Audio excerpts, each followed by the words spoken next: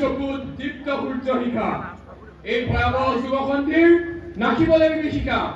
নমস্কাৰ প্ৰিয় এছিয়ান, মোৰ নাম কৌশিক প্ৰীতম বৰা। মই অসম অভিযান্ত্ৰিক মহাবিদ্যালয়ৰ বৈদ্যুতিক অভিযান্ত্ৰিক বিভাগৰ ষষ্ঠ সন্মানিকৰ এজন ছাত্ৰ আৰু লগতে ৬ নং ছাত্ৰবৰ্ষৰ এজন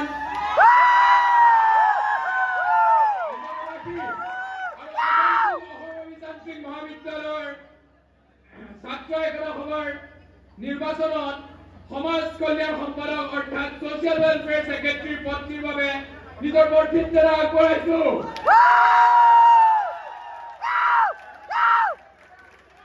যোৱা বহুতো বছৰে আমি result, library, form fill up ইত্যাদি লৈ বহুত সমস্যাৰ সমাধান সন্মুখীন হৈ আহিছো। তেনে কিছু সমস্যাৰ সমাধান কাক আমি আজিলৈ চাপিব পৰা নাই। গতিকে মই তেনে সমস্যাবোৰৰ সমাধানৰ ওপৰত ভিত্তি কৰি মোৰ প্ৰাৰ্থিত্বতা আপোনালোকৰ আগত আগবঢ়াইছো। আমি জানো ৰিইভ্যালুৱেশ্যনৰ ৰিজাল্ট সময়ত নাহে আৰু আগৰ ৰিজাল্ট গম নোপোৱাকৈ যেতিয়া মোৰ কোনো এজন বন্ধু বান্ধৱীয়ে নতুন এণ্ড ছেমিষ্টাৰৰ বাবে প্ৰিপেৰেশ্যন কৰিব লগা হয়, সেই সময়ত তেওঁলোকৰ মেণ্টেল হেৰেছমেণ্টৰ কথা মই গম পাওঁ, কিন্তু মই একো কৰিব নোৱাৰো। যেতিয়া আমাৰ লাষ্ট ছেমিষ্টাৰৰ দাদা বা বাসকলে লাষ্ট এক্সামৰ মাৰ্কশ্বিটখন সময়ত নাপায়, যাৰ বাবে তেওঁলোকে নতুন চাকৰিত এপ্লাই কৰিব নোৱাৰে, সেই সময়ত তেওঁলোকৰ মনৰ কথা মই বুজো, কিন্তু মই একো কৰিব নোৱাৰো। মোৰ মন আছে এই ৰিজাল্ট দিয়া চিষ্টেমটো সোনকালে পাছ কৰা, আমাৰ সমস্যাবোৰ এজন ষ্টুডেণ্ট হৈ ৰাষ্ট্ৰক জনোৱাৰ, এটা সমাধানৰ বাট সৃষ্টি কৰাৰ আপোনালোকক জনাবলৈ পালে মই ভাল পাম। ইতিমধ্যেই মই মোৰ দৰে সকলোলৈকে সহায় হোৱাকে ই-লাইব্ৰেৰীৰ বুকৰ লিংক সৃষ্টি কৰিছো।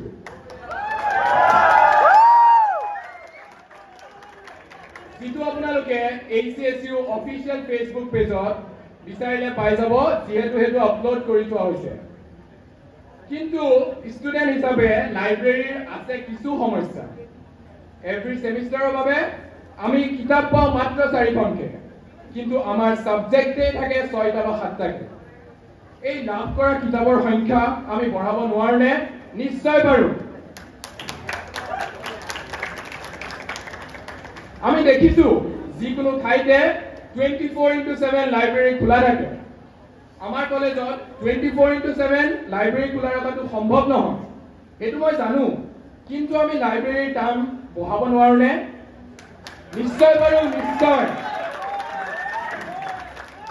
আপোনালোকে যদি মোক বিশ্বাসত লয়, মই কথা দিব পাৰো এই লাইব্ৰেৰীৰ নিয়মসমূহ সলনি কৰি তুলিবলৈ মই দেহেকেহে চেষ্টা কৰিম আৰু ষ্টুডেণ্টছৰ একাডেমিকত সহায় হোৱাকে কামবোৰ কৰি যাব পাৰিম।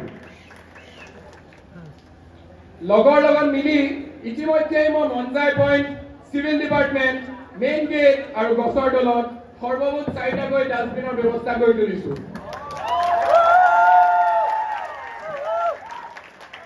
আমি দেখিছো কেণ্টিন আৰু গছৰ তলৰ পৰা কলেজ বিল্ডিঙৰ অহাৰ বাটত থকা ডাষ্টবিন কেইটাৰ জকাটোহে আছে, সেইকেইটা ডাষ্টবিন ৰূপে ব্যৱহাৰ কৰিব নোৱাৰি। মোৰ মন আছে সেইকেইটা ঠিক কৰি তোলাৰ। মোৰ মন আছে MCA ডিপাৰ্টমেণ্টৰ আগৰ কুলাৰটো ভাল কৰি তোলাৰ।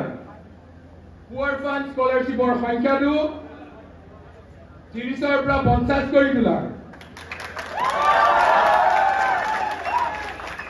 স্কলাৰশ্বিপসমূহৰ টাইমলি ৰিনিউৱেলৰ কথাটো দাঙি ধৰা।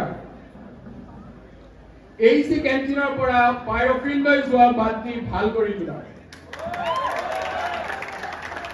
AC মাৰ্কেটৰ সেই ঠাইখিনি চাফা কৰি তোলাৰ লগতে বায়'ডিগ্ৰেডেবল আৰু নন বায়'ডিগ্ৰেডেবল মেটেৰিয়েল হিচাপে বেলেগ বেলেগ ডাষ্টবিনৰ ব্যৱস্থা কৰি তোলা।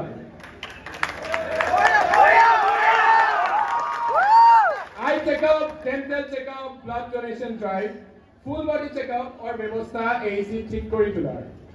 GMCHৰ লগত কথা পাতি এটা ব্লাড বেংক ষ্ট'ৰেজ ঠিক কৰি দিয়াৰ। First aid treatment, emergency treatment আৰু ইমাৰ্জেঞ্চি ভেহিকেলৰ ব্যৱস্থা কৰি তোলা। লগতে GMCHৰ লগত কথা পাতি বেডিং সংখ্যা বঢ়োৱাৰ আমাৰ ACৰ ডিছপেঞ্চাৰীখনত। প্ৰিয় এছিয়ান, ইলেকশ্যনৰ সময়তো প্ৰতিশ্ৰুতি বহুত আহে কিন্তু সেয়া কামত হৈ নুঠে কামৰ ক্ষেত্ৰত মই কেনেকুৱা মোক জনা মানুহেতো মোৰ কথা জানে কিন্তু যিয়ে মোক ভালদৰে নাজানে তেওঁলোকে নিশ্চয় মোক ডাউট কৰিবই মই মাত্ৰ বিচাৰিছো আপোনালোকৰ কিছু মৰম কিছু বিশ্বাস ৰাখক মই জিলিকিম আমিও জিলিকিম আৰু জালুকবাৰীৰ এই চিক জিলিকাম